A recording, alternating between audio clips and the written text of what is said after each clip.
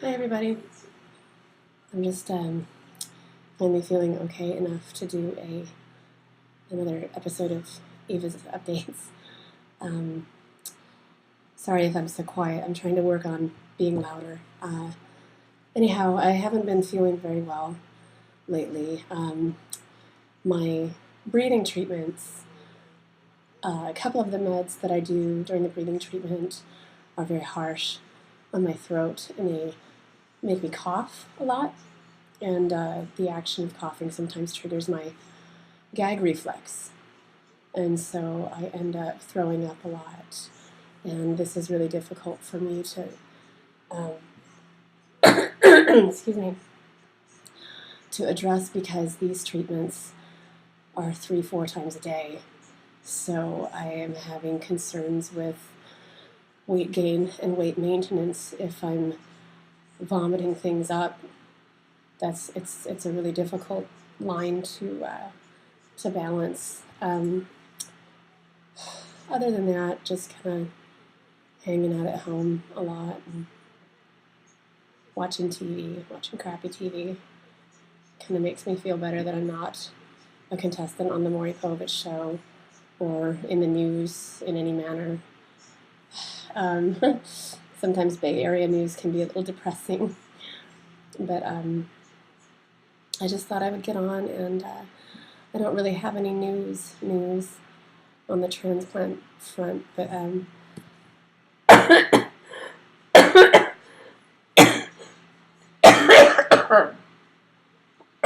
hate doing that on camera. Went shopping with Mark. I believe it was Sunday. Days are just nowhere even in my head. And got a really cool dry erase board so I can write things on there so that I don't forget. And got a couple of these smaller ones like that for the living room and the bathroom. And so far it's helped out a little. I had a serious memory lapse yesterday, that was not good, and there was nothing I could do about it. I actually counted carbs for my insulin and got the wrong number in my head, and I dialed up the wrong amount of insulin, and then I forgot how much insulin I had shot up, and I didn't have it anywhere written down, so I kind of just had to wing it and see how I felt. But that was a really scary moment for me to have that happen. I kind of feel like a person who has Alzheimer's that's actually conscious of the Alzheimer's. That I'm forgetting things, but I'm remembering that I'm forgetting things, if that makes sense. Excuse me. Anyways, shopping was all right. It opened a few.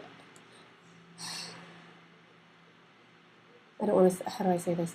It was kind of an eye opener as to how people treat disabled people in a store setting. Like, I know that we've all gone to these stores like Target and grocery stores and things like that, and we see these people that are riding around in little hover-around carts, and they might be obese or they might be old or whatnot. A lot of time I think it's a lot of just maybe it's obese people that have medical issues or whatnot that are either caused or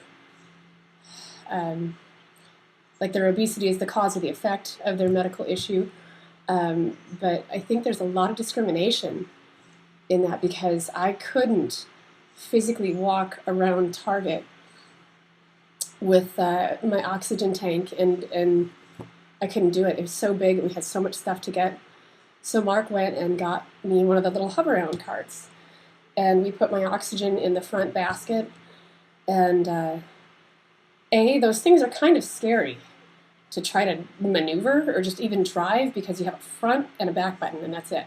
And if you let off, it just stops immediately. Kind of scary.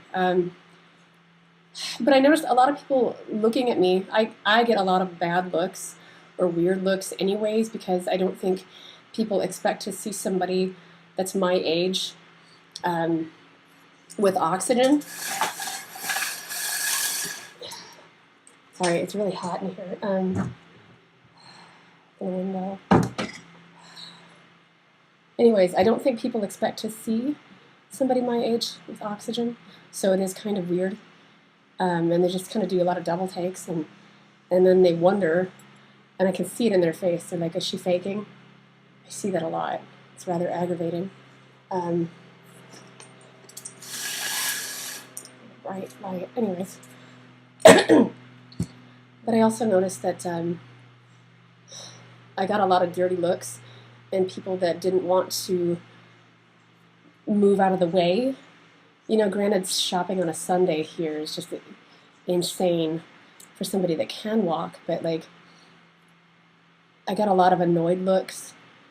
Like, people were just annoyed with me for the fact that I was in this cart. And it was hurtful. You know, it was just, I would love to be able to walk around and shop like a normal person and to be able to do things that normal people do. But I don't feel like it was very fair to me, you know, that people are looking me up and down like, well, what are you doing in that, you know? And it was just very hurtful and very shaming, you know? Like, I was made to feel ashamed that I had to take advantage of something like that. So anyways, other than that, we got most of the shopping done that I needed. My suitcase broke. Cheap piece of crap. The actual plastic inside the suitcase that molded it broke in half or something in my last hospital stay. So we're trying to get another one. Probably going to go this weekend because Mark's working a lot right now.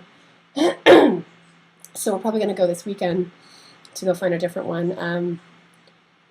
We need to get my emergency suitcase together for when I do get the call, because I don't want anything in the way of me going. I don't want to have to stop and think about, I need all this shit and put it together. I just want it all put together and tucked in the closet so that we can just grab it, call a cab, or get in the car and go. So, I got most of the stuff for that. We had to get some disinfecting stuff because, like, wipes and things like that, because we're trying to get in the mind frame of post-transplant, which is where you have to be a lot more conscious of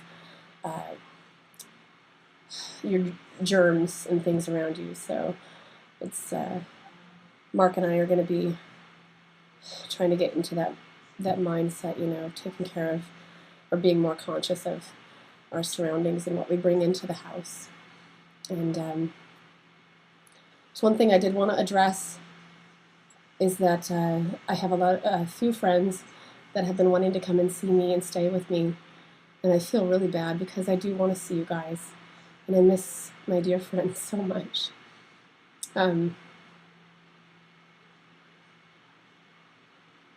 There's a problem, though, is that I have to limit my exposure to a lot of people.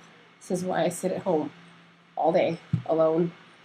It is proven that any time that I do go out, I do end up paying for it. And it was that shopping trip on Sunday, that is the reason why I haven't been able to keep up with a lot of Eyva's updates, because I have been ill. So that is something that I feel really, I'm sorry about, and I feel really depressed or sad about the fact that I have to keep people at bay, because I really do miss and love my friends, and I'm really happy that they want to come all the way out here and see me, but it's just a little too dangerous, you know. And it's, I mean,